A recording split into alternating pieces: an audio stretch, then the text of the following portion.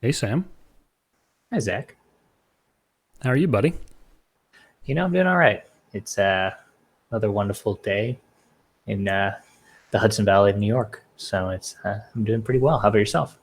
Sounds lovely. Yeah, it's quite lovely here in New Hampshire. It's quite hot, hotter Mm, than I probably would like, but sure. um, we're surviving. It's all we can do in Um, these days. yeah, it's true. You know, that actually is true. Just trying to survive. It's sort of crazy out there, but hey, in the middle of all the chaos, why not start a podcast, huh? Hey, there's no better time. We got nothing but time, especially out here. So Yeah, might as well go into it. yeah. So, I mean, I think this is pretty cool.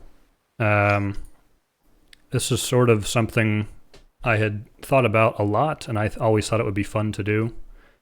I've always sort of been interested in the audio world. I would say in terms of speaking, which is interesting to me because I'm not necessarily the kind of person who always wants to speak up, I guess, or talk. Sure. Um, but I do enjoy it. I do enjoy having conversations specifically in a small setting. You know, when it doesn't get too big, and I think that's part of why I kind of wanted to have this is to have longer form, hopefully intelligent discussion. We'll, we'll try our best. Yeah, yeah. I guess we'll just see what happens. But basically, the reason that we're here is I had reached out to Sam to see if he might want to start a podcast, just the two of us, and talk about current events, things that are happening in the world.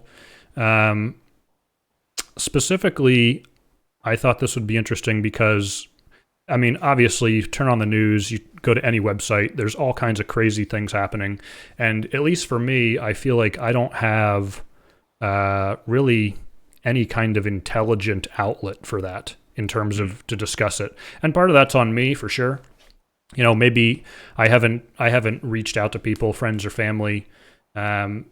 Just like I think probably many other people in this country and around the world all scroll through social media and honestly get depressed. yeah. It's there's a lot of things that go on social media that well, there's any number of adjectives you could use to describe them, but I never really feel like I leave those encounters feeling good about myself or good about No. life in general. There's Um, definitely a little bit of a like self harm to it. yeah, You're in theory you are becoming more informed, but tied in with that is also just the amount of noise. It's uh, it's tough to really kind of filter through it all and find stuff that's one actually important and two stuff that's not just intentionally depressing, negative, yeah, combative. Um, it's Yeah, it's a lot to wade through, and but it's also like you said, it's almost addictive, especially when we all for have so sure. much time on our hands right now. Yeah. Lots of time for our thumbs to go like this, scrolling through our Mm, screens. So yeah. Yeah, and you know, I'm not the biggest user of social media in terms of posting content. I yeah, very rarely post anything, positive yeah, or negative, or memes, or really anything. I don't really engage, and I think a lot of the reason that I don't engage in that is probably a lot of the same reasons that I maybe had been thinking about wanting to do a podcast but not doing it.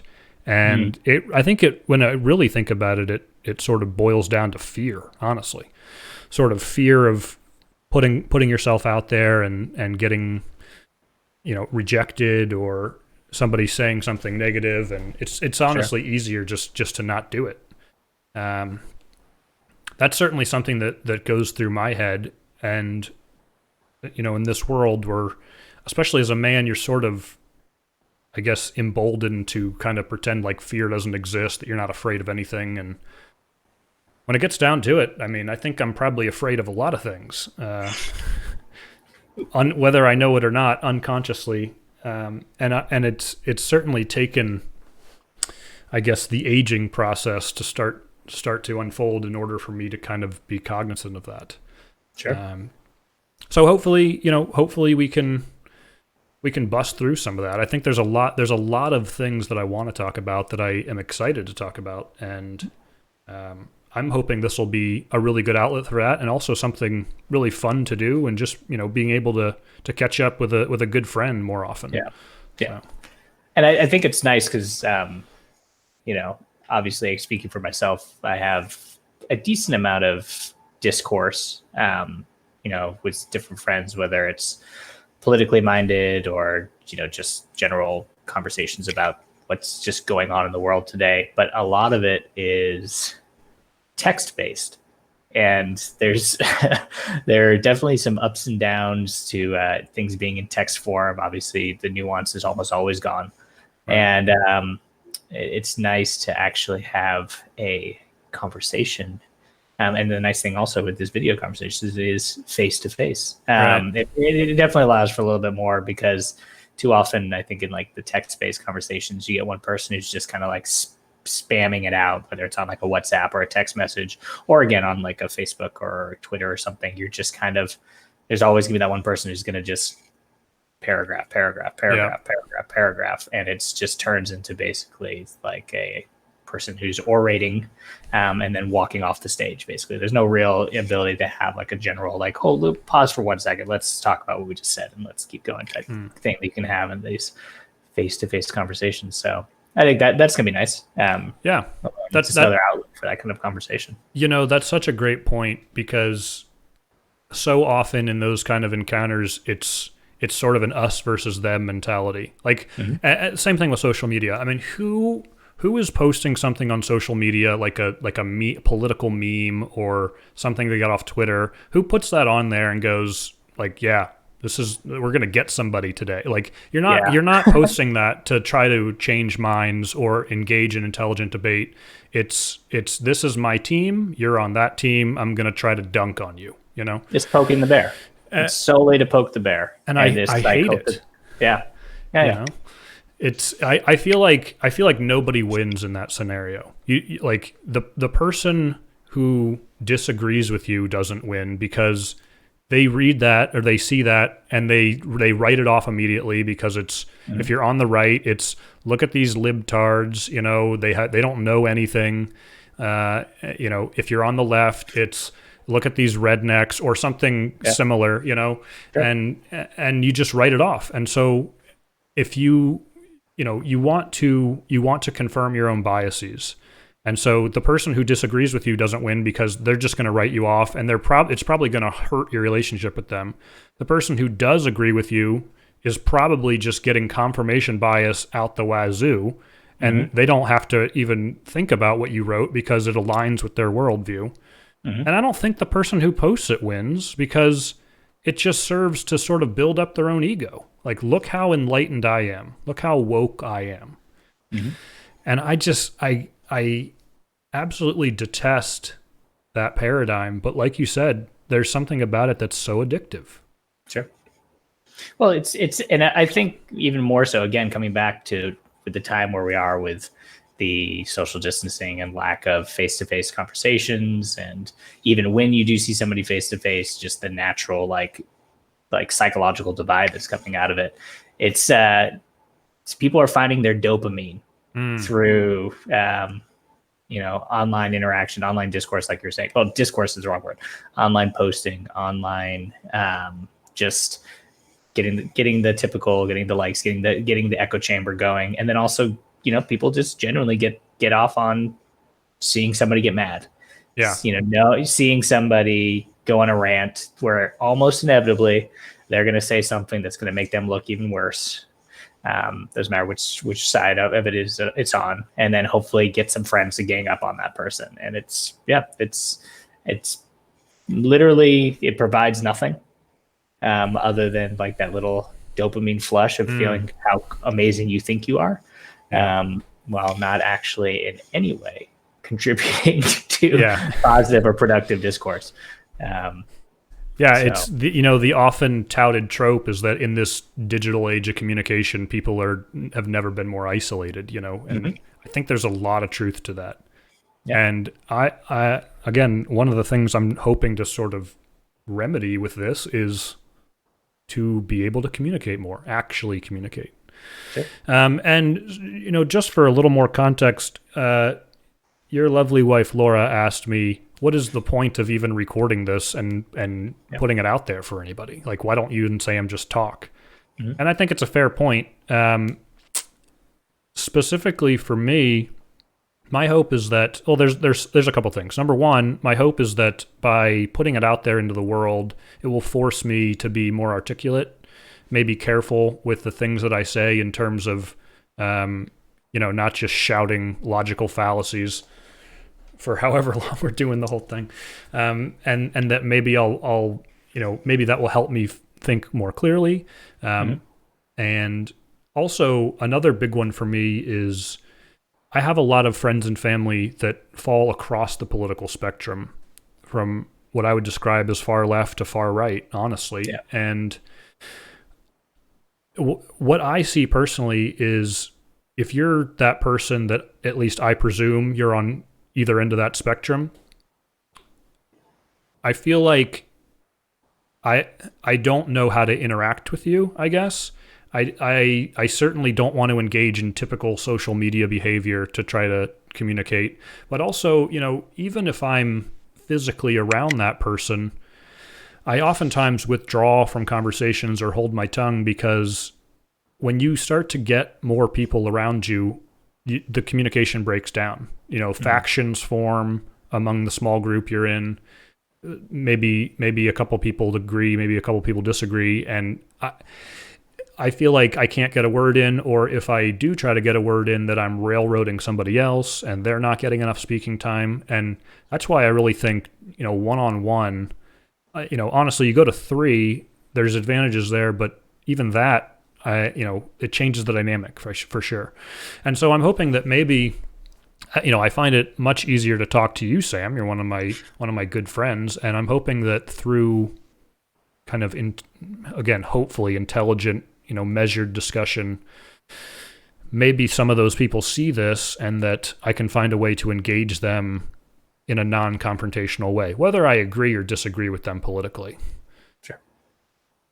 I think that's, I mean, I'm happy to be a part of that. I always love, one, as you mentioned, just a chance to chat with you, Zach. But dude, I mean, I'm always interested in this stuff. I try to find myself, as up to date on as many topics and issues as possible. Obviously, I am woefully underinformed on the vast majority of things we'll talk about. So a big part of it for me also is just like, it's a nice opportunity to chat through things, kind of like incentivizing, do more in-depth thought process, research, whether even before a talk or afterwards, Yeah.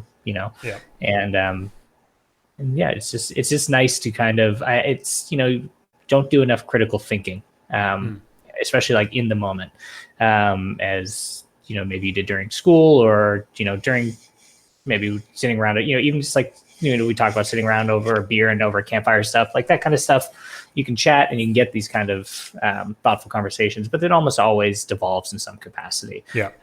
So like having something again that kind of like keeps you on us on task to kind of like force, not to contain the conversation, but be more mindful and thoughtful of the conversation.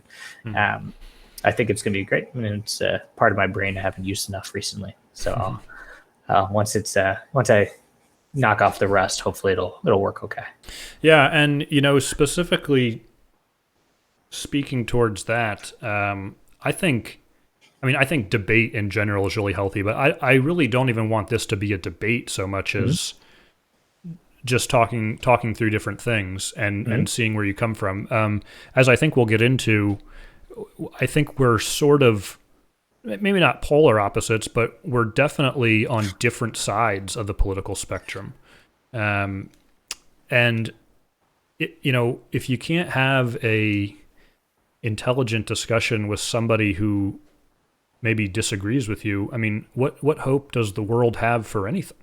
I mean, that to me, that is sort of foundational in that I want as many channels of communication to be open as possible. I want to hear from everybody. I think all voices have a right. I mean, literally, the First Amendment, you have a right to be heard.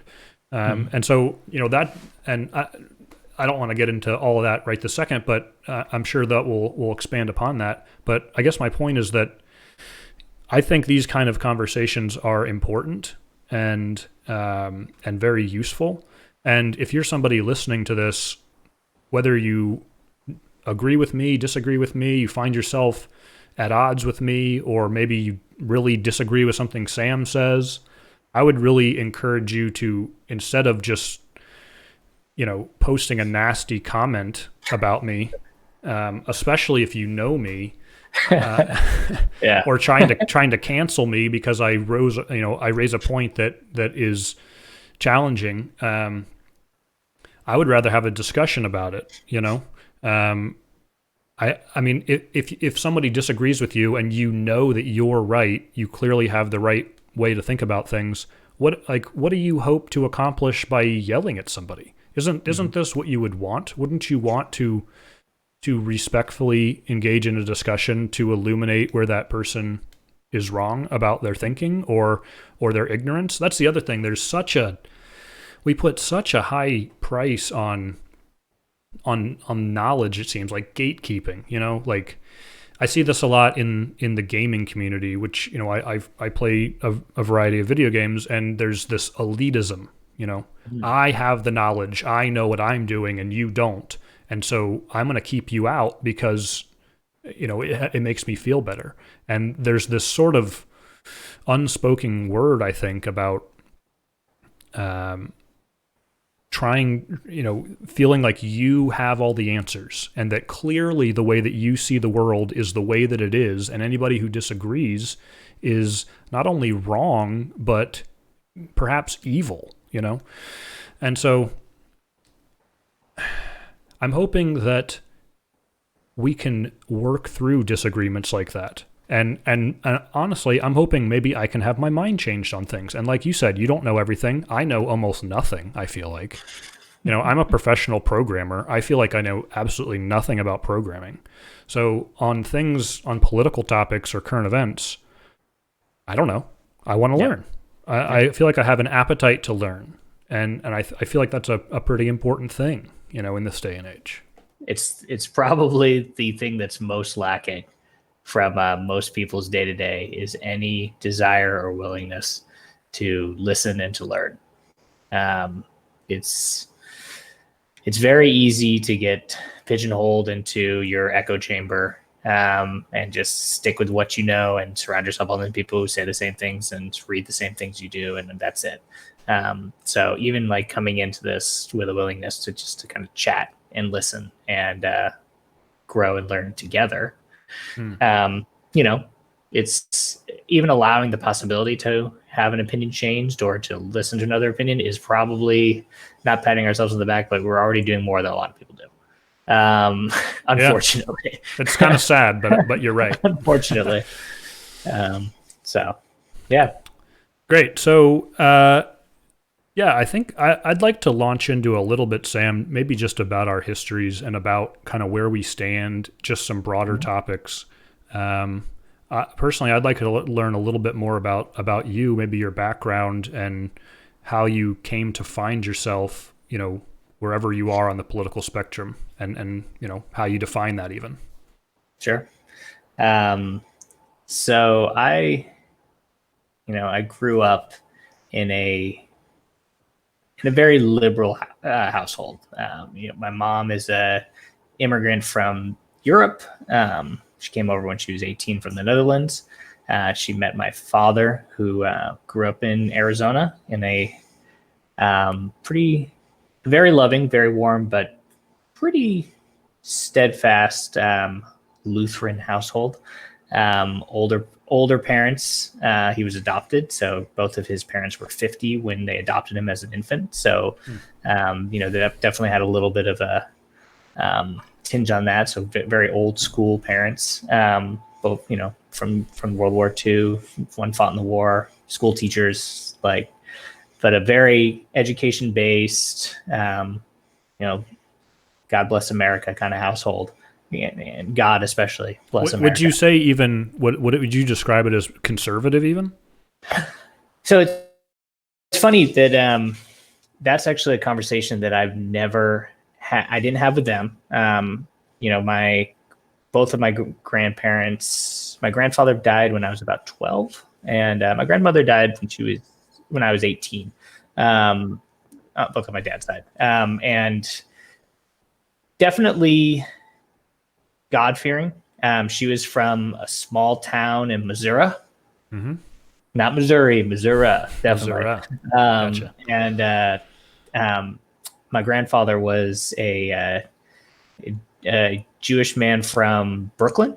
Actually grew up underneath the Brooklyn Bridge and converted to Lutheranism to be with my grandmother after they met just after World War II. And, I never really got into, admittedly, when I was a teenager, politics wasn't a big part of my life from the viewpoint of me discussing it and thinking about it and being overly involved in it. So I don't know. I wouldn't call it conservative in the sense that, they were definitely God-fearing. That part came through very, very clearly, at least my grandmother, but very warm and very open. The type of people who doesn't matter who walked through the door were welcome. They dealt with my dad and my uncle, who's a little bit wild. My dad was valedictorian, just got after it. And my uncle is a little bit of a wild man. They had a very diverse group of friends, and every single person who walked in the house was like family to them. So they were definitely open about it. And my grandmother a little bit strikes me as I'm kind of now like honestly just thinking about it in the moment. Very much struck me as the type of woman who didn't talk about politics or at the dinner table type stuff. Definitely from that old school. You talk about church when you're in church. You talk about politics if you're in politics, but that all stays off the dinner table, away from the house. Like, people just do their thing, kind of. Yeah. Which is a very Lutheran kind of way to look at it. That never came through with me from their perspective. That's actually a conversation I've never even had with my dad, who, he went to school in Stanford. So he was early 80s, late 70s, early 80s in, Palo Alto, right outside San Francisco. So he was the likelihood of, if he hadn't been a liberal person at that point, the likelihood of him becoming a liberal person was very high. Yeah.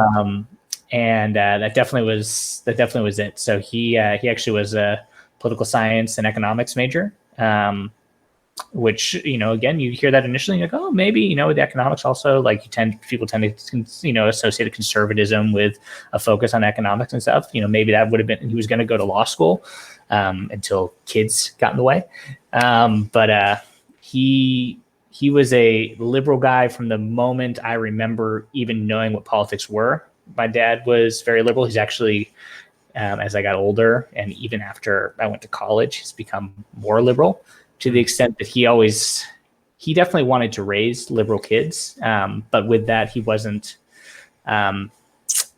wouldn't say it was, if I'd grown up to be conservative, I would I don't want to say that he would have been disappointed, but I think he would have been confused as to how that happened.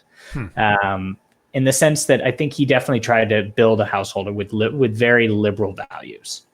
And we didn't really discuss economics. We didn't really discuss that. It was always a very social, a viewpoint on social issues and social stuff. And again, this is definitely talking about things in a very stereotypical, this is the box. The conservative is concerned about money and the liberal is concerned about social issues. And that's obviously, there's a lot more nuance to all of it. But just from my childhood, that was a big part of it. And then I think also my mom being from Europe, we traveled out there a lot. So we had a lot of travel, a lot of experience with different cultures and moved around a little bit. So we definitely never, even though I was born and raised and grew up my whole youth in Phoenix, Arizona, which is a pretty conservative state overall. Yeah. We moved and traveled around a lot. So I never felt like, for both, whether it happens for conservative people or liberal people or people in the middle, I never had like a typical like bubble that I would say like I never left this bubble. It was always kind of, both my parents put so much stock into seeing new places, trying new things, and meeting new people. Mm-hmm. And I think that definitely contributed somewhat, just to me being very open to the idea of experiencing as many things and learning as many things about different cultures. And, with that big focus on social issues like that, that kind of led me down the path of being a more liberal person. Yeah. And though I went to a very school is probably 75% white, 23% Hispanic, and like 2% Black. That'd be high school. High school, yeah. Sorry. So it's definitely still. I mean, I was not surrounded by a lot of people of color, and then I went to NYU, and NYU in New York City is kind of liberal bastion, in a way that almost like, I think to be an openly Republican person at NYU is almost like a scarlet letter, which is unfortunate. Obviously, it's. I mean, again, you're also 18. Everybody's 18 to 22, and very ready to express their opinion. Very ready. And I think that definitely reinforced it, because being around a lot more people who then just by nature, NYU is an echo chamber, 100%. It was just like I think I probably came across two people in my entire time there who I conversed with consistently, who would have leaned even like moderate to conservative. Like most people were pretty liberal. Yeah.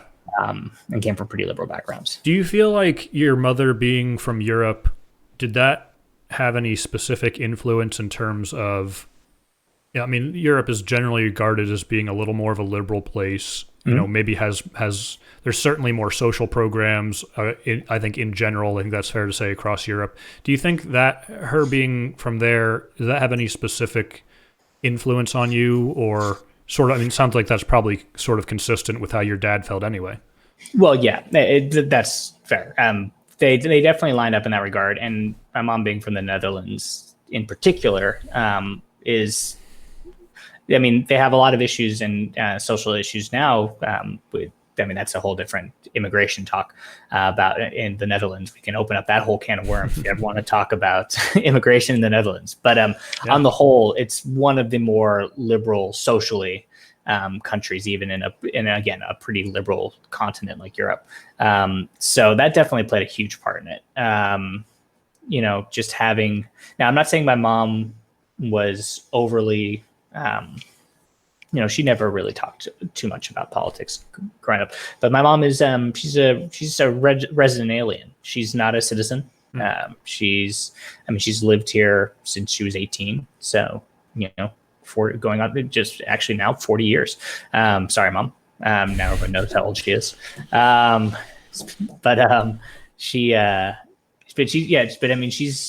an immigrant. And I think that plays a little bit to it. Obviously, when most people, and this is a hot button topic sometimes when people talk about immigration, that they think that, white European immigrants aren't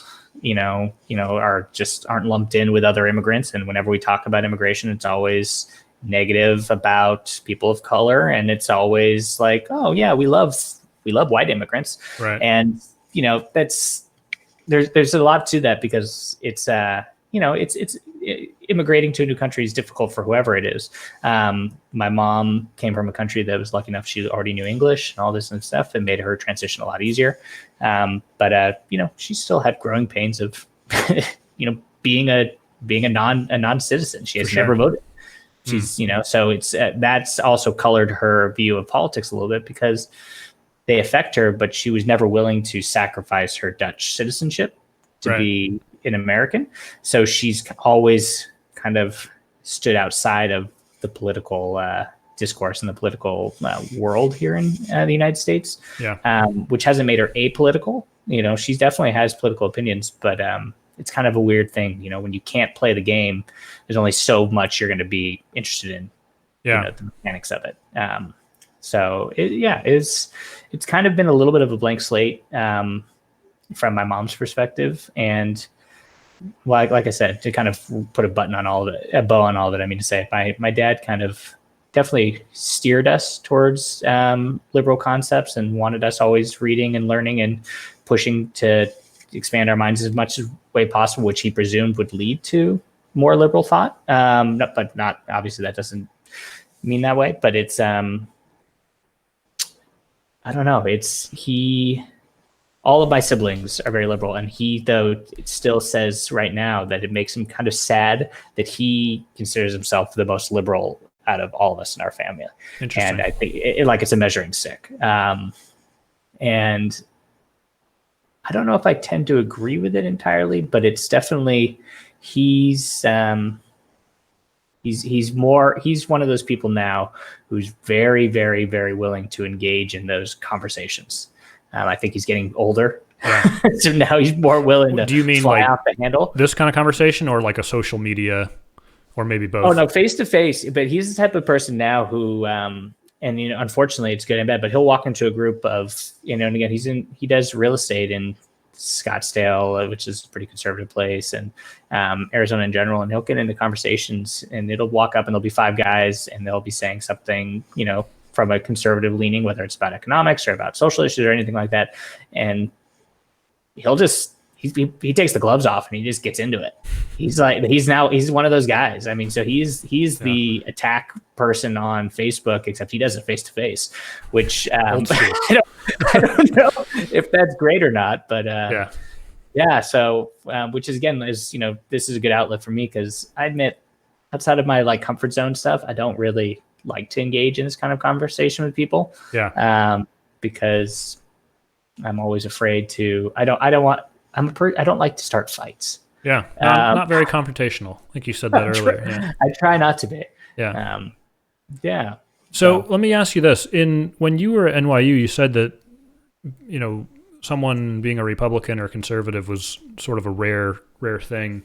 Do you think that was more a function of that's just that part of the country, it's the school, that's who they get, or maybe people are just young in general? Or do you feel like did you get any sense that maybe there were people who might have had those feelings but maybe suppressed them, or were afraid to sort of out themselves as a conservative?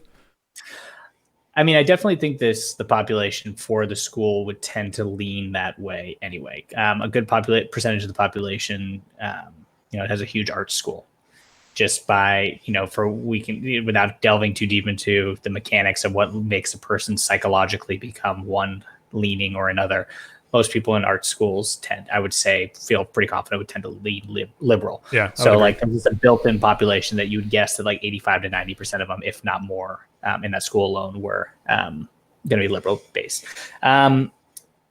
They existed. There was a young Republican group. They were there, but it was small. It's just, and I would tend to think it was just, like you said, the location, the school itself, just that's what it called for. And they, though it feels like this is like stereotypes of such. But I had a friend who did go into the business school there, and that's where they were. That's where you found them. Most of the people they would lean Republican, young Republican type stuff. They were getting their business degree. They were getting their business and then law, their JD MBAs. They're on their way to that, those sorts of things. But no, it's, I definitely think though, a person who is just says like me, who's just getting a basic liberal arts education, basic's the wrong word, but you know what I mean? Just a liberal arts education. I think it would be hard to have been openly open about your feelings as a conservative, Republican leaning. Like the R word was kind of a dirty word around a lot of people I'd come across. Which is obviously was a beginning of just like it, it's closed-mindedness to it. And it's funny, I that's kind of a little bit, having lived in New York City for a while, then moved away. Like I feel like it's so easy to get caught in those bubbles there. In a massive city like that, and just not have any willingness to listen or talk with other people about where it's coming from, to the extent that it snuffs them out, either in the sense that they leave, or they just straight up don't want to ever talk about it, and thus just avoid. Makes it easier for sure. It makes it a lot easier. I mean, when you walk in a room and you're outnumbered as soon as you walk in, you're either like my dad and attack, or most people just put it down at the bottom and talk about the local sports team. Yeah, I've definitely been guilty of that on many occasions, and I'm sure I will in the future. Where I wouldn't say that it's not that I'm, non-confrontational. I actually rather enjoy having, arguments, and I Sure. use that not in a sort of I don't know term. I don't use that to describe like getting in a shouting match, but Sure. but disagreeing. It can be hard for people to disagree, but for me, I routinely either act dumb, like, oh, I don't know what you're talking about, I don't have an opinion on it, I don't know, whatever, because it's easier, and honestly, to be fair, I think it's a valid strategy when it comes to social interaction, especially if you're around somebody who will get escalated with those kind of things. Absolutely. You don't want to ruin your night out by getting in a shouting match and spilling a glass of wine on somebody at a restaurant because you disagreed with some political view they had. So Sure. I think there's a lot of components to that. I do find it interesting. A lot of times I've heard it described before that typically more liberal people are good at starting companies and being entrepreneurial, and then on the other side of the spectrum, more conservative folks are usually better at running them, like once it gets off the ground, sort of speaking maybe more towards that conservative side in the business school.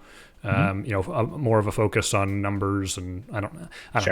But yeah, it's interesting how you get that creativity side seems to be exposed more or come forward more with folks that sort of identify on the left. Mm-hmm. I think there's something to that also. It's, at least from my opinion, it's always seemed like with the creativity side, as you said, or like the art side of it, is if you're always thinking about things about how to make something that's one way different, which is just creating art, creating things. I mean, because you can't just keep repeating the same stuff. Nobody wants to see the same movie. Nobody wants to see the same piece of art. You always have to think like, how can I make an apple more interesting? Right. And that's in a lot. I mean, like when I try to think of liberalism in some ways, it's not necessarily that like like from that viewpoint, that little analogy I'm using, that not that the apple itself isn't great as it is, but like let's think of other ways that apple could be great, and maybe that apple will be better the other way. And it's that viewpoint of constantly like looking at things and thinking like, how can I change it? What's some ways we can improve upon that? What's some ways I can make that different, and then ideally different in a positive way? So I think that's something that leads towards that. Whereas like you're saying, like number stuff, it's more about like finding the order of things, finding the way to do it as efficiently as possible. And a lot of times when you find it in a really, really efficient way, why you don't need to change it. It works. It works great. And I think, so it's kind of a thing where it's too much that like the viewpoint that Republicans want everything to stay the same always and forever, and liberals want everything to change all the time. Whereas I think it's a lot of times I'd like to think of it more that like Republicans and conservatives like to wait. You don't need to change something if it works well, and liberals want to just like always think of a way. It's like they're even if something's perfect, nothing's ever perfect. So why can't we always be thinking of ways to make things better and finding the inefficiencies, finding the deficiencies, and then try to work on it. The one way that I've heard it before is that if a liberal comes across, or a leftist, whatever you want to describe it, comes across a fence through the middle of a road, they say, why is this fence here? Get it out of here immediately. This is a road. Like, what are you doing? Whereas a conservative would come across and say, maybe there's a reason for this fence to be here. Maybe we shouldn't just remove it right now. Let's look into why it's here, and then if it shouldn't be here, we should remove it. And even that sounds too harsh, because it makes it sound like, well, I don't know what it sounds like, but I think it's interesting. But to your point, talking about Republicans never want to change, I have found it. I have definitely not found that to be the case, at least in some of the circles, and maybe pundits or however you want to describe it that I follow. I think there's a lot of room for being open-minded, but just like you said, I mean, you don't necessarily want to have all these crazy ideas if you're working in an accounting department. It's pretty cut and dry what you need to do. They don't really want creative accountants. They want the numbers to make sense according to how accounting rules work. So I think it is interesting, just the differences there. Well, it's funny to think, does the mindset lead you to what took you there? Did you become an accountant because you're a conservative leaning person, or are you a conservative leaning person because you became an accountant? Old chicken and the egg when it comes to those sorts of things. It's a real conundrum. You may never know. Yeah. All right. Well, maybe I'll give you a little. Yeah. Give me the old rundown. First of all, let me just say how excited I am to have this thing. I've always wanted to have one of these microphones, but I never found a good reason to buy one, and I'm excited. I'm glad to be part of that reason. I'm glad you're here too, Sam. I do apologize for me looking like a ghost on this webcam, but it's okay. It turns out lighting and things like that is somewhat difficult if you don't know what you're doing. Yeah, I've got top lighting, so it looks like my beard is about 20 times fuller than it actually is. So it's all right. I think you look great, Sam. Thanks, bud. Yeah, so I mean, I grew up in Virginia. I was born in Richmond, which was the capital of the Confederacy in the Civil War. But I lived about an hour north of that in a town called Fredericksburg. I'm the second oldest of 4 kids, and sort of like you were saying, politics was never a part of my childhood. I can't remember a single time I ever discussed anything even close to that with my father. My dad committed suicide when I was 16, and that was almost, I mean, we're closing in on 20 years now for me. And so that had obviously a huge effect on certainly me. I think all my siblings, my mother.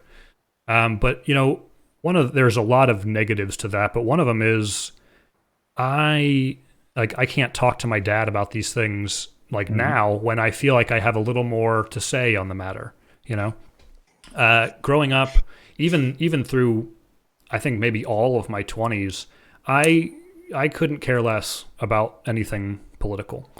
I didn't care about politics. I didn't want to talk about politics. I don't know if I had an opinion. I certainly never voiced it or really had a well-informed one. Sometimes I would say things for shock value. I would at a party or something represent a position that was clearly absurd, and pretend I was serious about it. But other than that, I never cared about politics. And I think it's only within maybe the past 4 or 5 years when I lived in San Diego for almost 5 years, and now my wife and I have moved to New Hampshire, and I think it's only within that time period after I kind of got married and we moved out there, and have I ever really even considered that there are different views on things, and where might I fall on there? Like, what do I think? What do I actually think? And that kind of feeds into, I guess, like the political machine. You're kind of expected to choose sides, and I'm a Republican, so I support all of these issues, and I'm a liberal, and I really dislike that. I would not describe myself as a Republican. I'm not particularly comfortable with the label, but I'm not particularly comfortable with labeling myself in general, so I don't know if that's indicative of anything. I think when I reflect upon my childhood, I think my father was fairly conservative. I should probably talk to my mom about this. Sure. I'm really curious. I do have one memory of whatever age I was, 5th grade or something, when must have been the 96 election when Bill Clinton won. And I don't remember anything about the election or what I was doing, but I was in school. I had to pick a candidate and make like a diorama or something about them, or like a comic strip, and draw little something about it. And I had no idea who Bill Clinton was or anything about Bill Clinton, but I picked Bill Clinton because I felt like I could rhyme a lot of words with Bill. Like riding a windmill and like all kind like stupid things. And it's such an interesting memory because I don't even remember that clearly, but I remember my father like being upset about it in some capacity, like that I had chose Bill Clinton or something.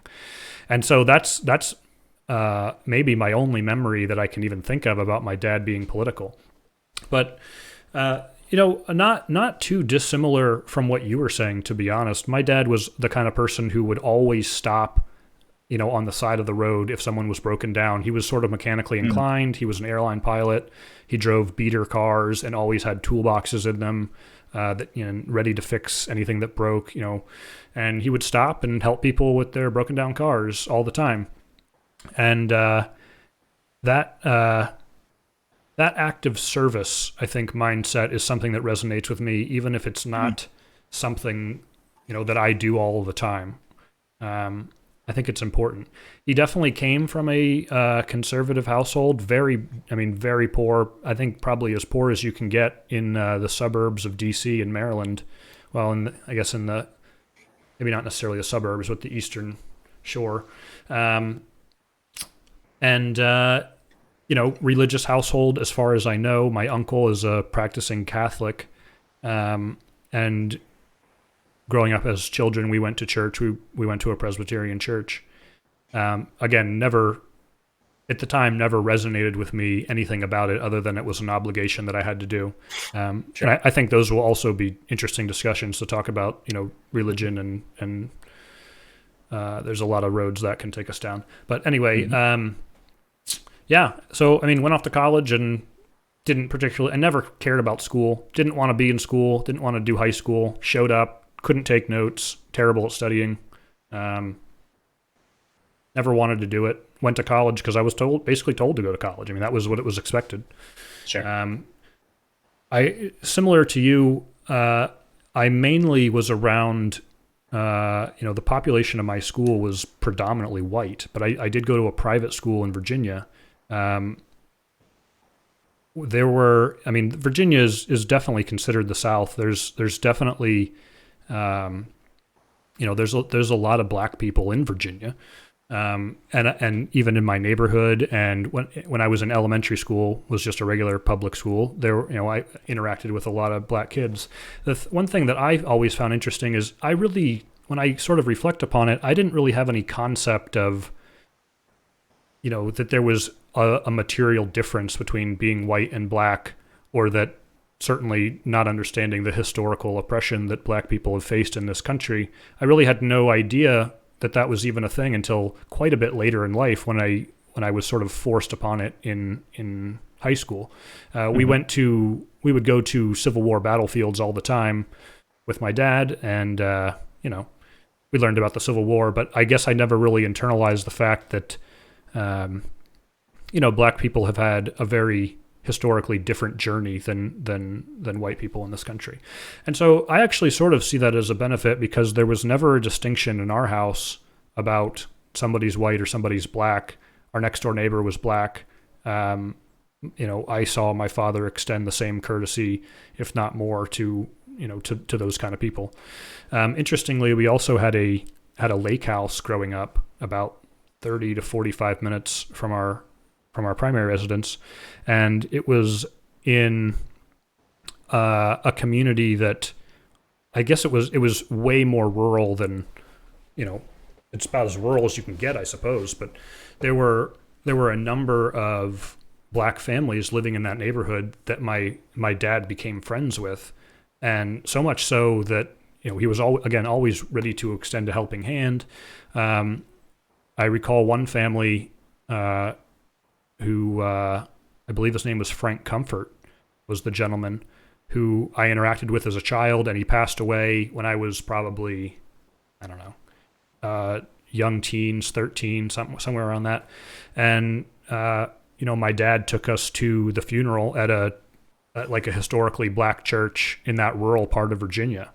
And what I saw there was, again, had nothing to do with race. It was these people, this congregation of this church, embraced my father and us by extension, just as regular people, as a true friend of this man who had passed away, who had been, sort of in and out of my life as a kid, and who had helped my dad would help him. I mean, it was, again, race was never really a consideration, and it's just so interesting how society has progressed for it to become such this hot topic issue, that seems so divisive. At least growing up for me, it seemed anything but. It was. I think a lot of times people assume if you grow up in the South that you have these racial tendencies, and I'm not saying that's not true for maybe a lot of people, but it was certainly not a part of my childhood.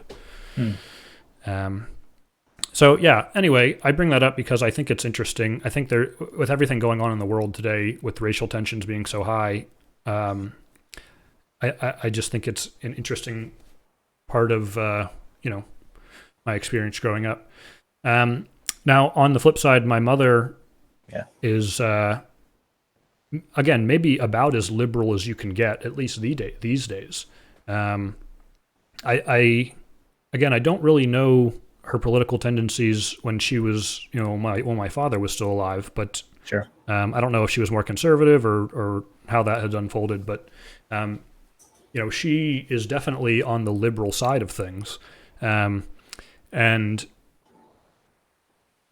I disagree with a lot of the things she says, but again, I don't always necessarily know how to have that conversation, or necessarily willing to have that conversation, or there's too many people around and the conversation devolves into something that, I don't want it to turn into. So I don't really talk about those things with anybody, which kind of leads back again to why I wanted to do this with you. Absolutely. So for me, politically, I think I definitely have a lot of conservative views, but I would also say I have a lot of liberal views. But liberal in this context, I'm more comfortable with like the classical definition of liberalism, like a classical liberal, John Stuart Mill type, which is really a focus on liberty.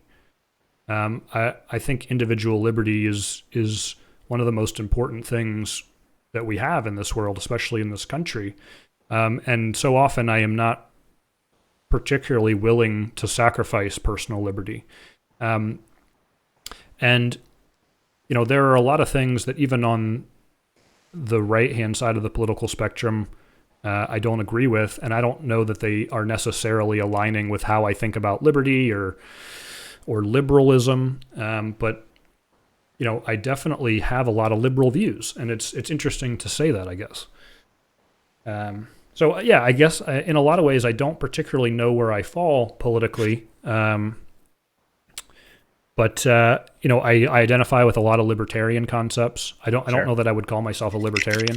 I would say that if there was if I was discussing my values, I am very interested in free speech and protecting free speech. Like I was saying before, I think that the way forward is through talking about things. Yeah. I am much more inclined to let somebody speak, even if they have an opinion I disagree with, even an egregious opinion, even something that I think is horrible to espouse.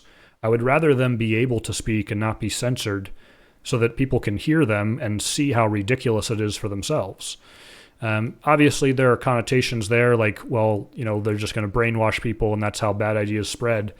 I think the solution to that is more speech, I feel like sunlight is the best disinfectant in those cases. I would rather have every media outlet in the country covering somebody who is espousing a particularly bad idea so that everybody can see how bad it is.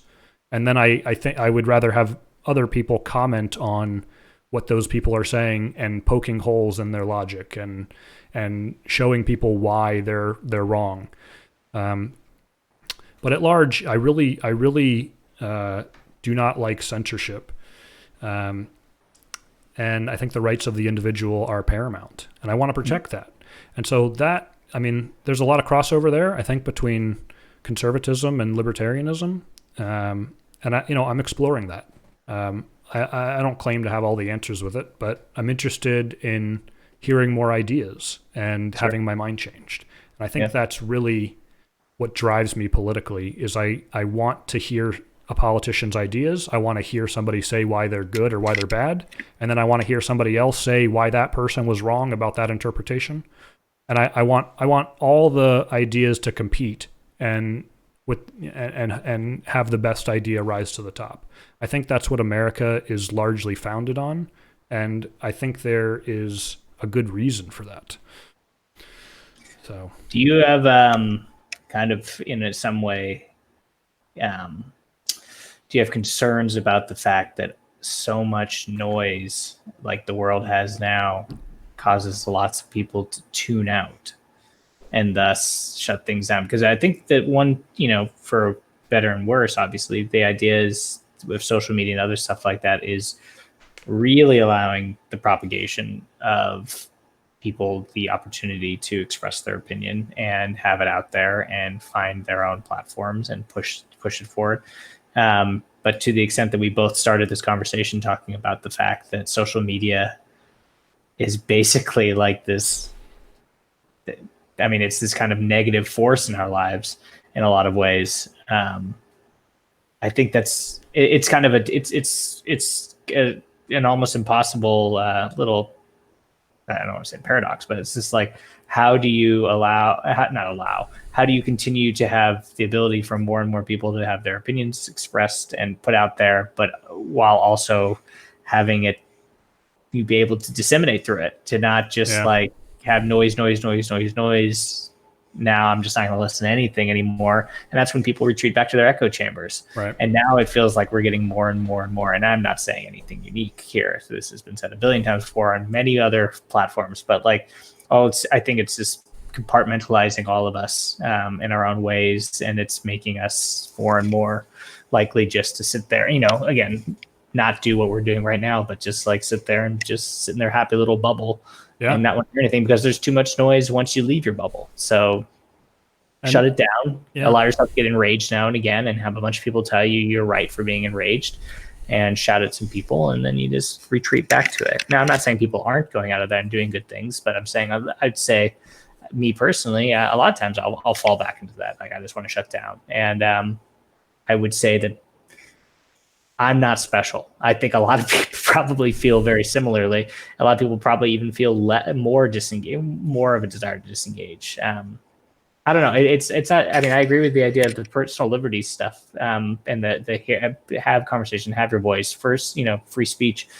It's just how are we able to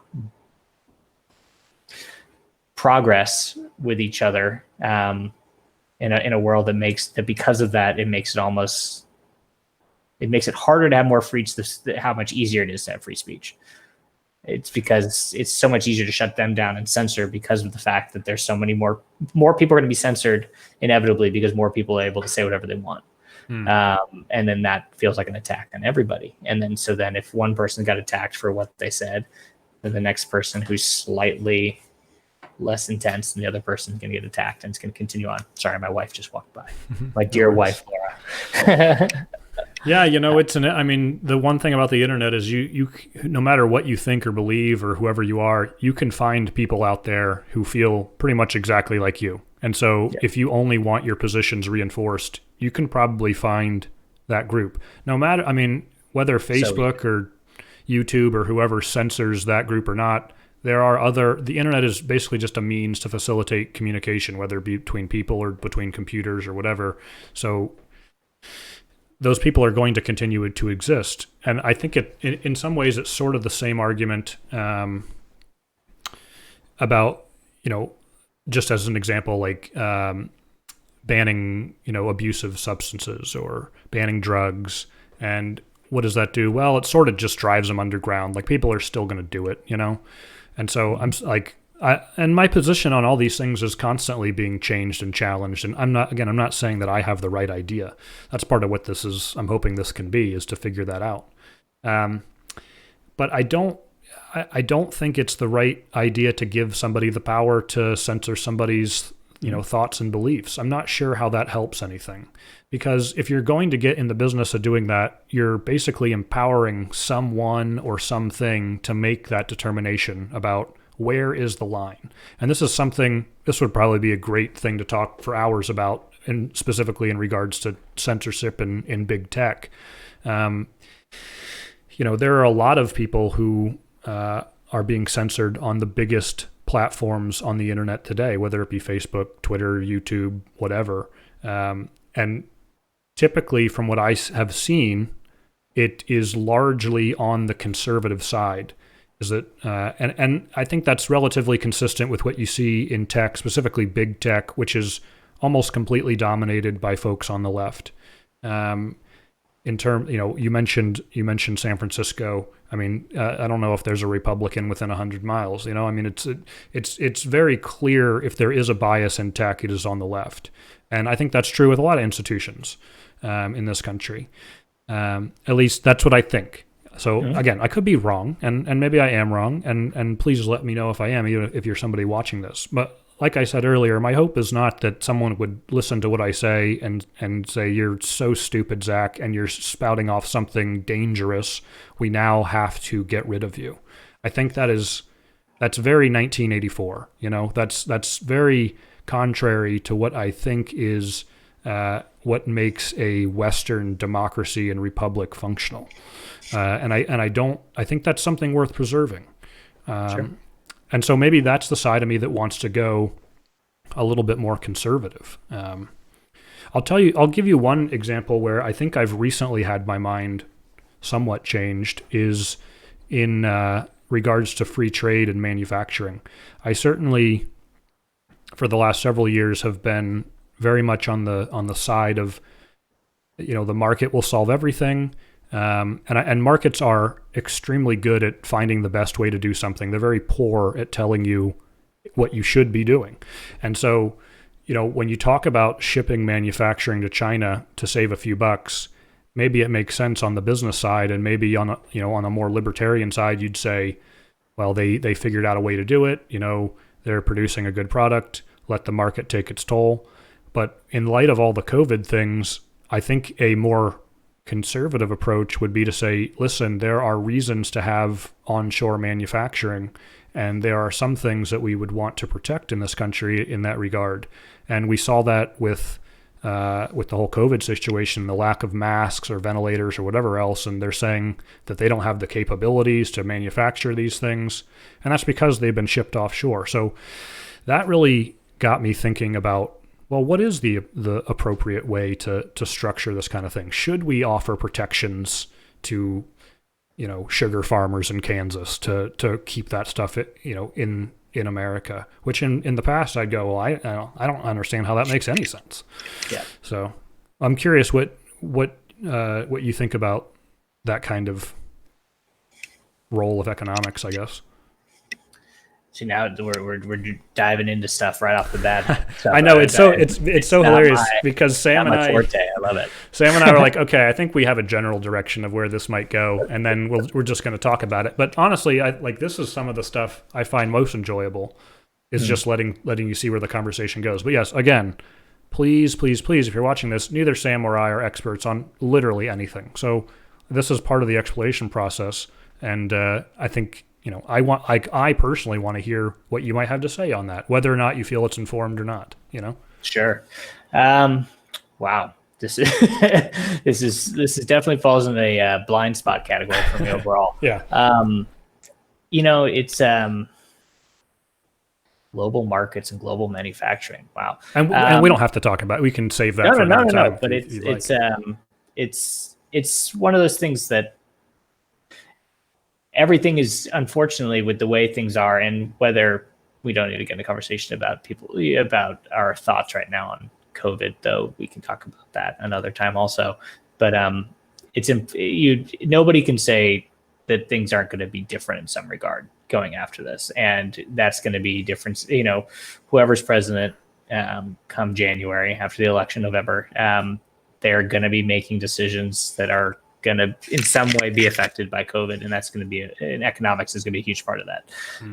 And I feel like there's going to be mechanisms that are going to be put in place to start, like you said, it's going to be start being more mindful of the negative aspects of the global marketplace and the global trades and such. And I think, especially I'm feeling not overly optimistic about the long-term economic health of the country right now, stock market aside. And it feels like there's a good chance that things might bottom out if this continues to drag on a little longer. So I feel like my cat keeps scratching my foot. No problem.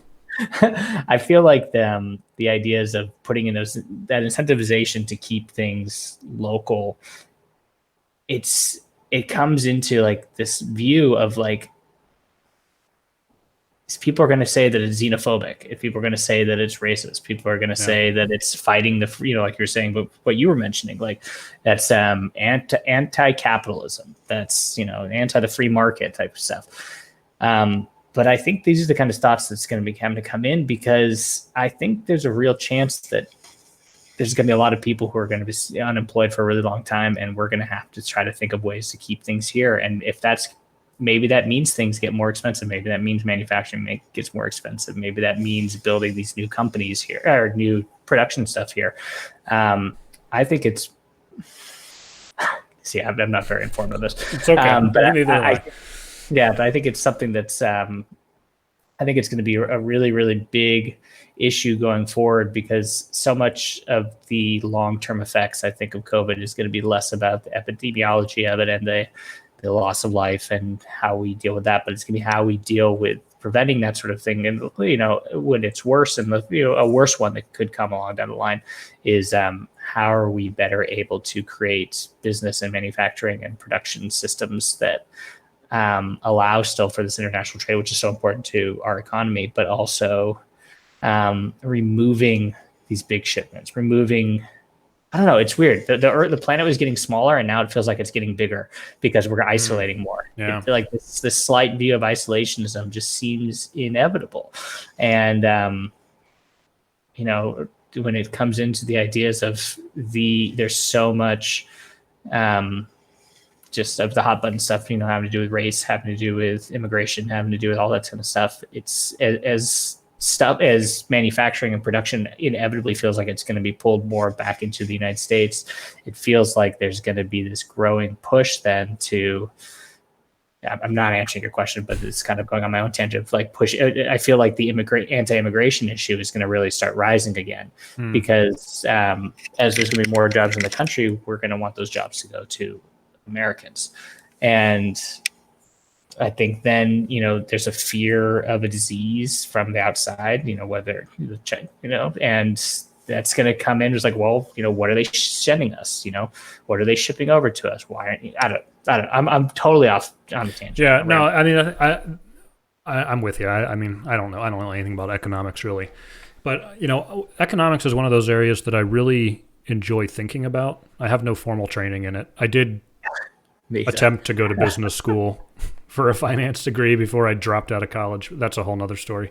I took 2 economics classes, but for all intents and purposes, I don't know anything about it. But I'm very interested in talking about and thinking about those kind of issues. So, I mean, that would probably be a great thing to talk about in the future. Mm-hmm. Mm-hmm.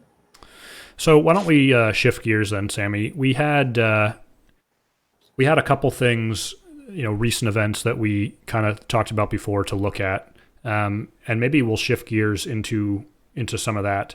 Obviously, if you're talking about current events in the world today, I don't know how you don't talk about George Floyd, Black Lives Matter, the racial, war almost that's going on in this country, the fight for Black people, to remedy historical injustices. And let me switch over to. Look at that. First podcast ever. So this is a story that was out this week. Bubba Wallace, who's a NASCAR driver.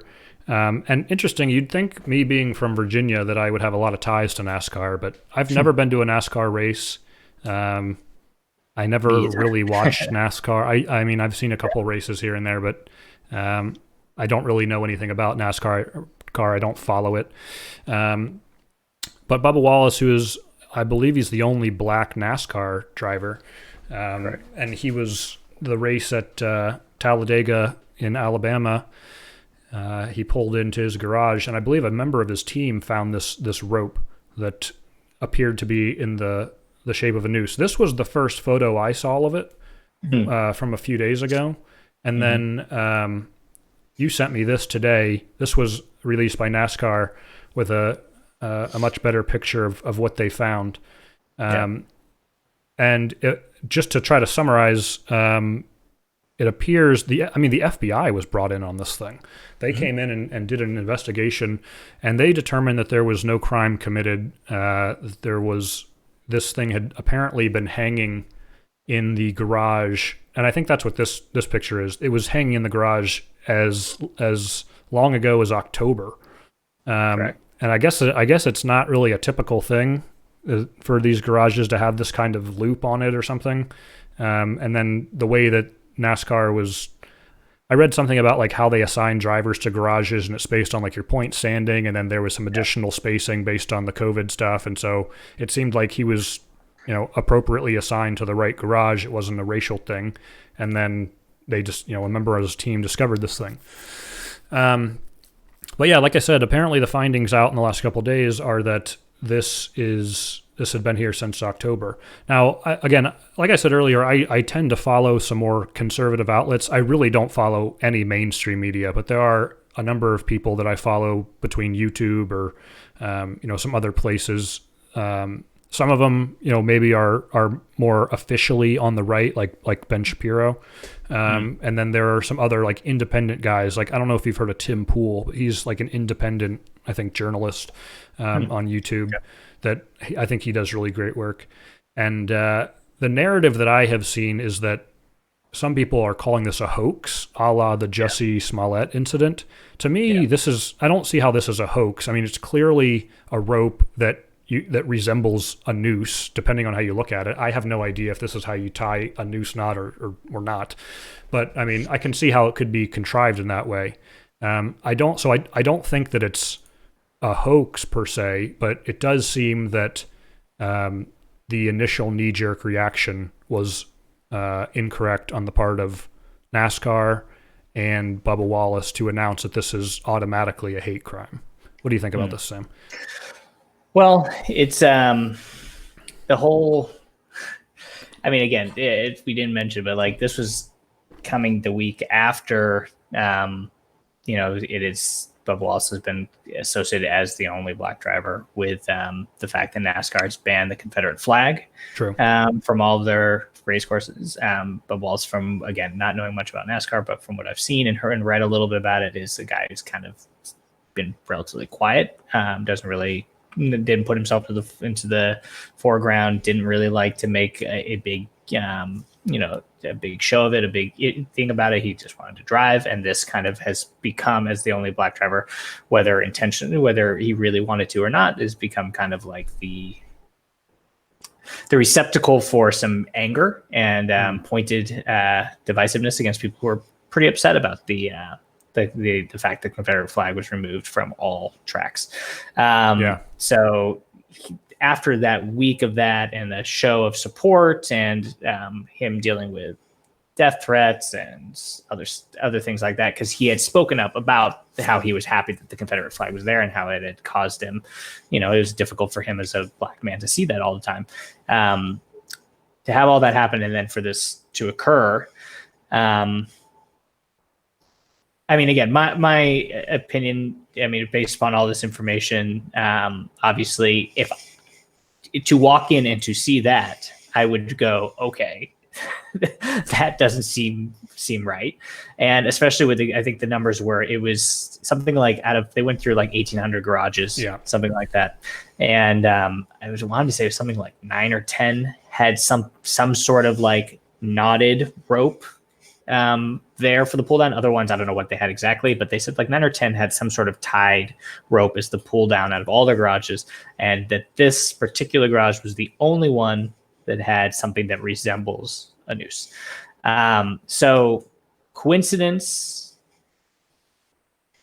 presumably, that the FBI has declared that it appears that it was surely a coincidence, and that's okay. But I mean, I can understand from his perspective walking in and his thing after that week that it led there, after constantly receiving death threats and being kind of like intentionally, unintentionally the point person for where this hate was at, as if he was the person like, wait, saying we must get rid of all Confederate flags. I'm the only person saying this. Everyone must listen to me.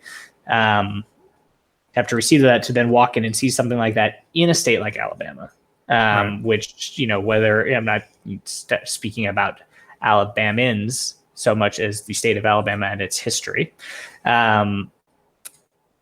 I totally understand their thought process behind it about being like, this doesn't make sense, and going through and I also understand maybe, and again, maybe it's caught up in the times. A lot of stuff is happening, you could say, is caught up in the times, about wanting to be as politically correct or with the moment as possible, with NASCAR making an announcement right away. NASCAR also did take the time to, they're the ones who called in the FBI. They're the ones who'd be like, right, we need you to do some research into this.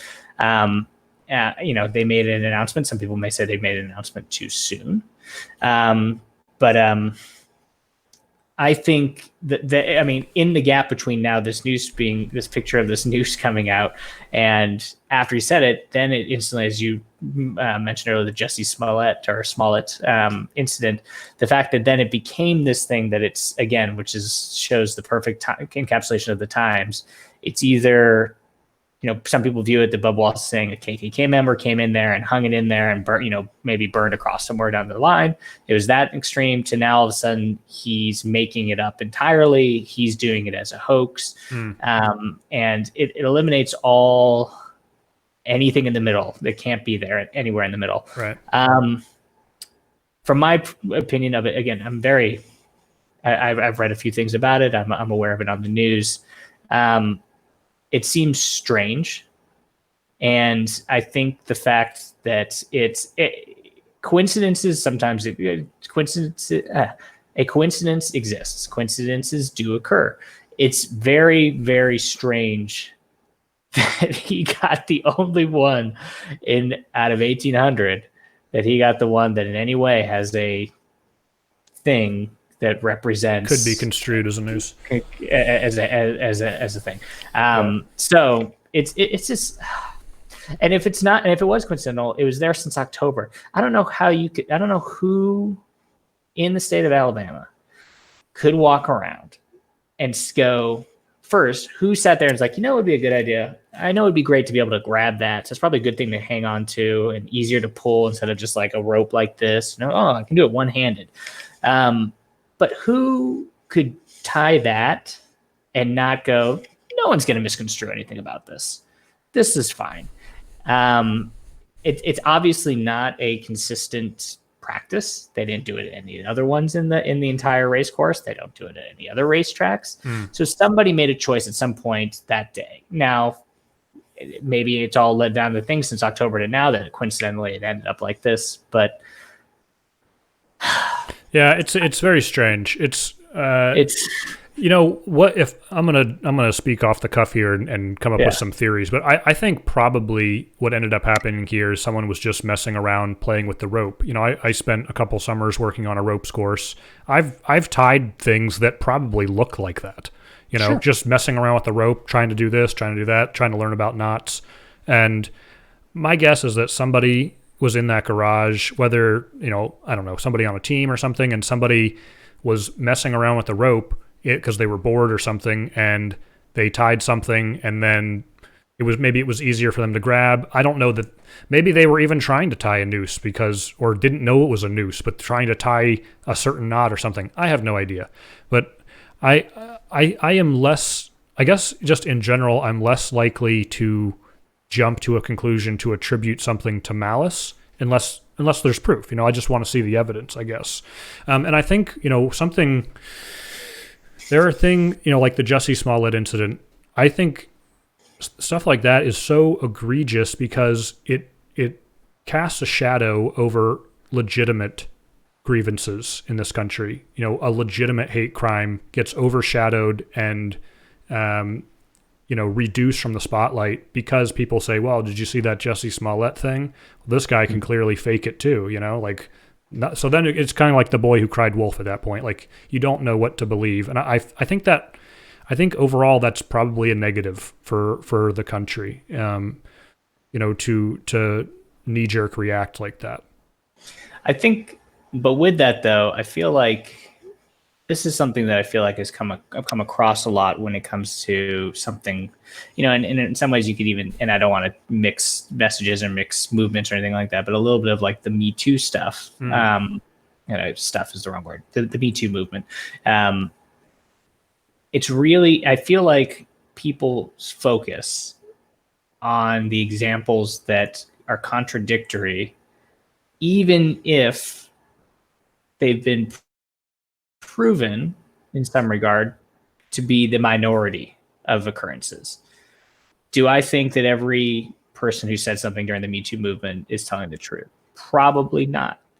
Would I presume that the majority of them were telling the truth? Yes, I would presume that the majority. But the fact that some of them may have lied or may have exaggerated or may have anything like that doesn't take away from the fact that the general conceit and the general movement is valid and warranted, and that kind of stuff, and should be continued to be focused on and improved and worked on it. Yeah, I agree. I think that's kind of similar with this. The Jussie Smollett thing is going to be brought. It's still brought up, not so much because anybody really cares about Jussie Smollett or his situation, and it's just because, and this is again from my perspective, is that with all the noise that we have, I realize I'm talking with my hands a lot, with all the noise we have going on in media and such, is that it's so easy to just constantly go, yeah, but there's that one example where this guy made it up. So I'm just going to have to take everything with just an extra grain of salt. And now all of a sudden, you don't have to believe anybody because one guy lied or one guy fibbed or exaggerated or whatever. I don't want to relitigate the Jussie Smollett thing, but like the concept of it. So like with this, the fact that so quickly this person who's been under attack for no fault of his own, the Bubba Wallace situation, has this happen, and to me has a perfectly justifiable response to it. Whether you agree with how big it became is that's we can have that thing, whether it was blown up too much, whether they jumped to a conclusion without doing the proper research. I think it's perfectly justifiable for him to walk in and be like, that's really freaking strange to be in Alabama and have a noose hanging there when people have been saying they want to kill me because of the Confederate flag, like that.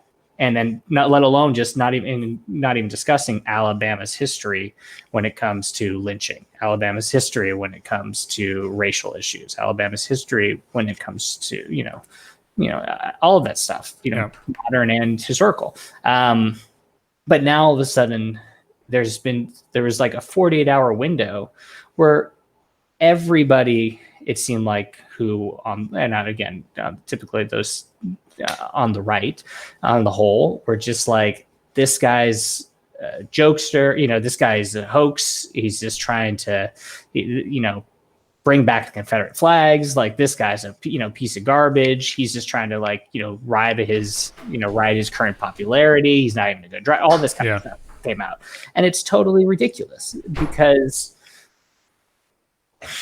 I don't know. It might have all just been a coincidence, but I tend to think, while I believe in the possibility of coincidences, there's enough background history and enough going on in his situation in the week leading up to it, in the fact that it's Alabama, all these types of things. Why is it's just like, we're not in court. So like, you can lean towards benefit of doubt one way or the other. And I would tend to lean to go, something feels fishy about it. Or could it be a coincidence? Totally. But like, it seems too perfect of a coincidence for this whole situation. I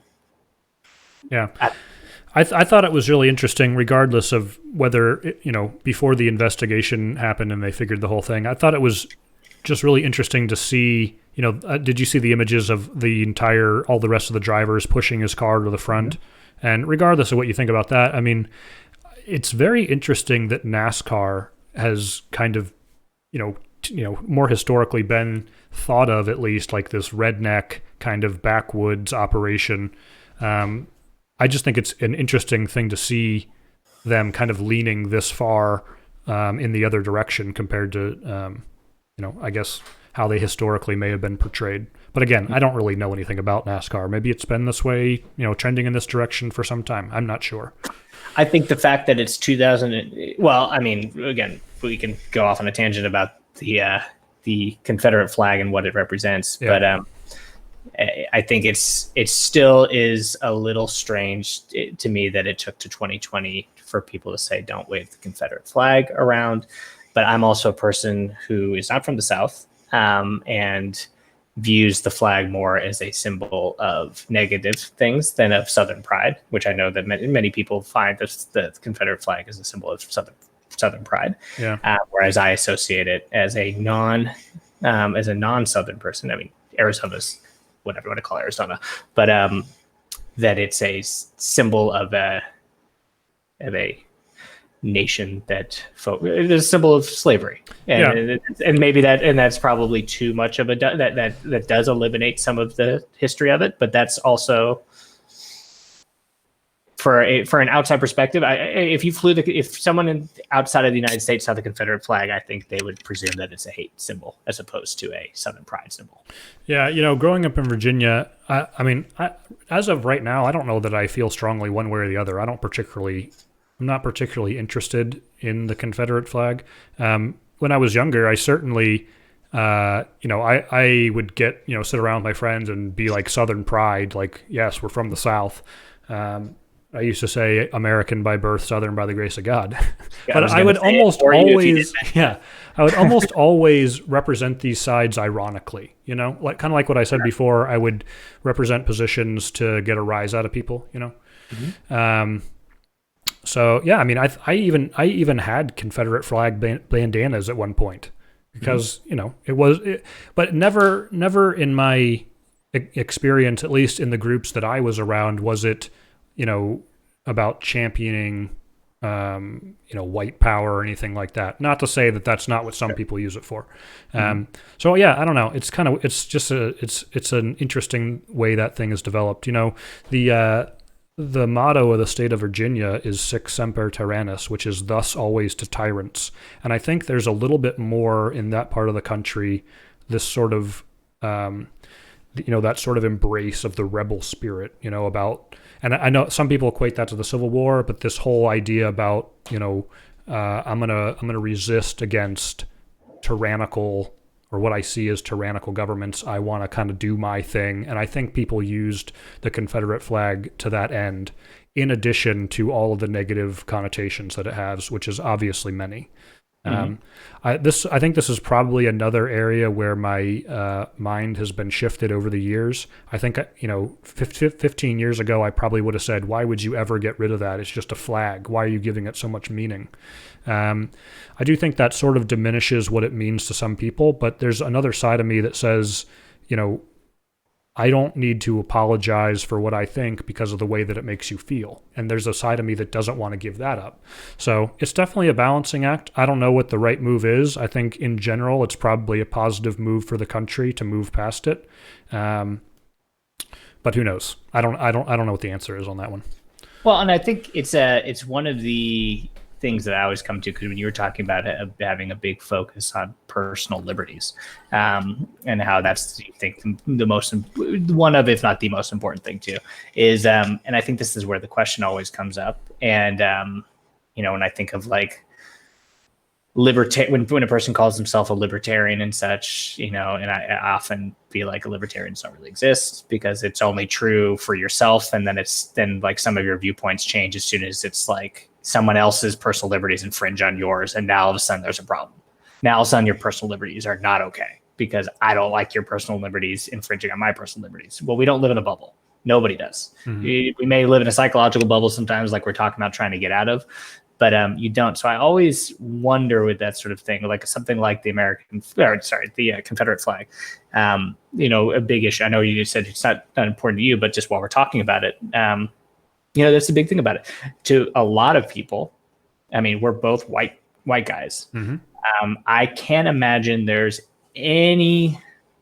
I mean, I won't say any, but I'm going to guess the majority of Black people view the Confederate flag as a hate symbol, and I feel relatively confident going out on that limb.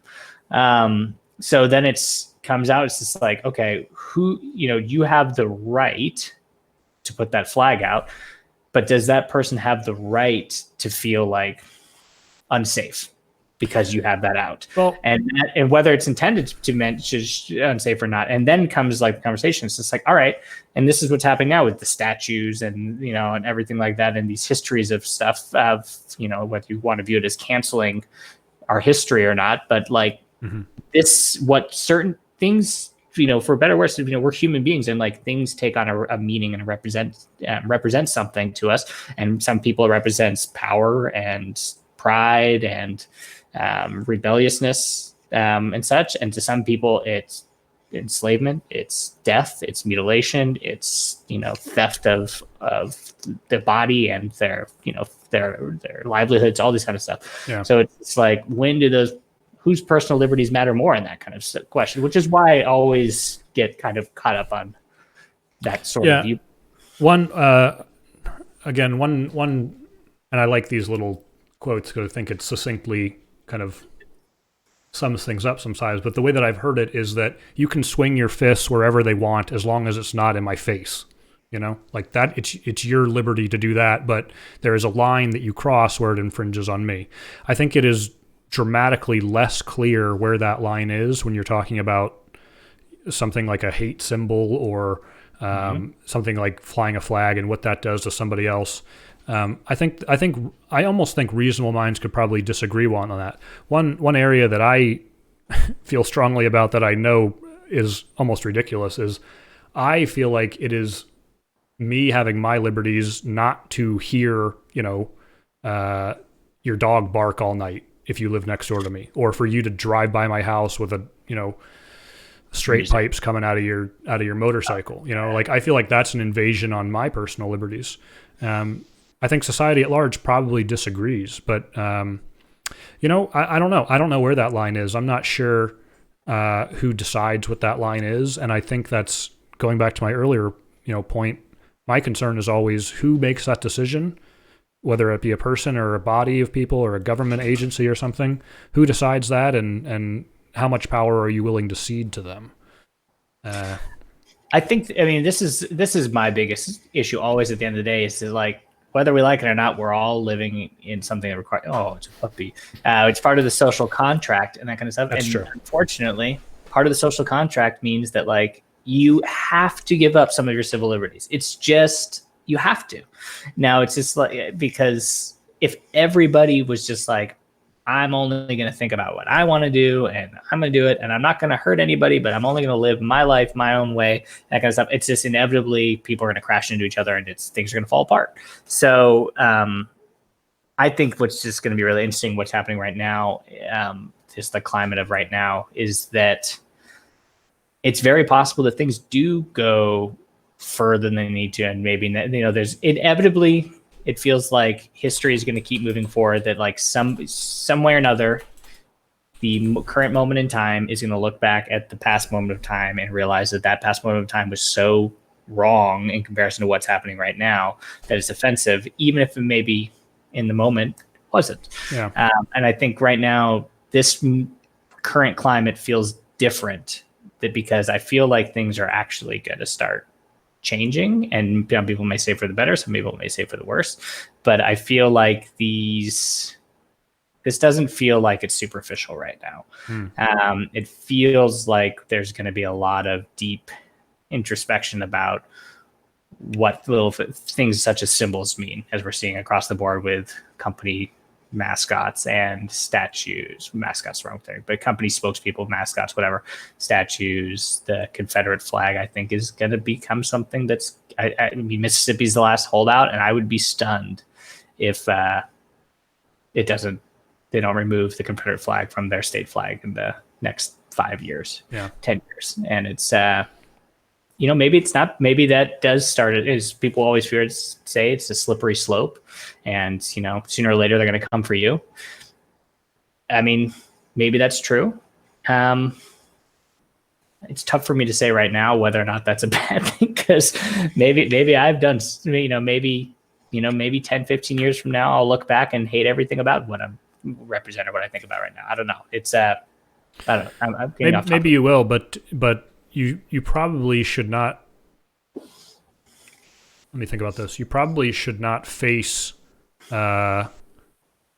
repercussions in the future for literally just views that you said in the past. I think we need to be very careful about that sort of revisionist history.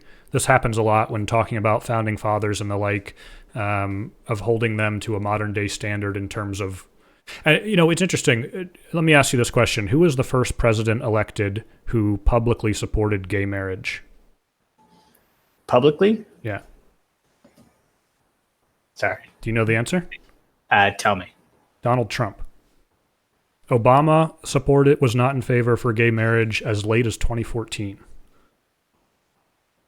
I mean, I'm not making a judgment call on his character or anything like that, or anybody else in the past. All I'm saying is that I think it's not particularly reasonable to, as soon as some part of society has decided that something is offensive, to then be upset that everybody else is not immediately up to speed on what you think.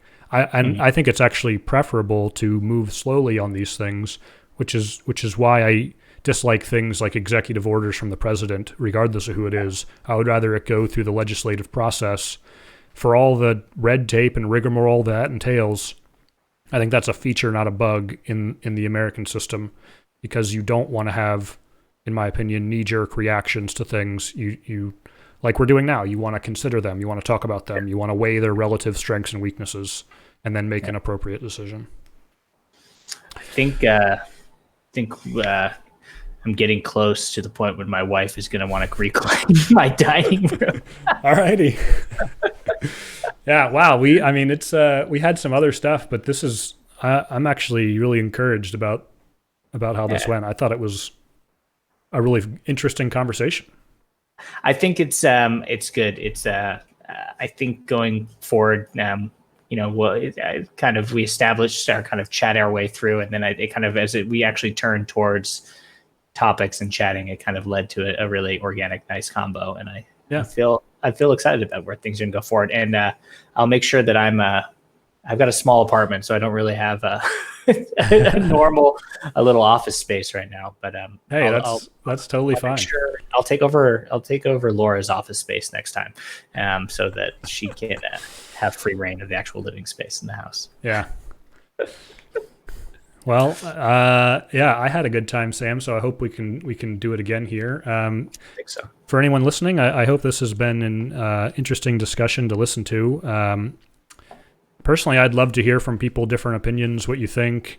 Are we missing something on any of these points? Almost certainly we're missing something, a lot of things on all of them. But yeah, I think having a healthy discussion is important. So totally agree. It was a good first go of it. Hey, I think it was a great first go. So there's too many more to come. Hey. All right, Sam. Well, thank you for listening, guys. I don't know. What are you thinking, Sam? Next week, you want to try to do a weekly thing? I think there's definitely enough topics to start. Okay. Well, until then, we will leave you until the next discussion. Hope this has been interesting. See you guys. Goodbye, Haas.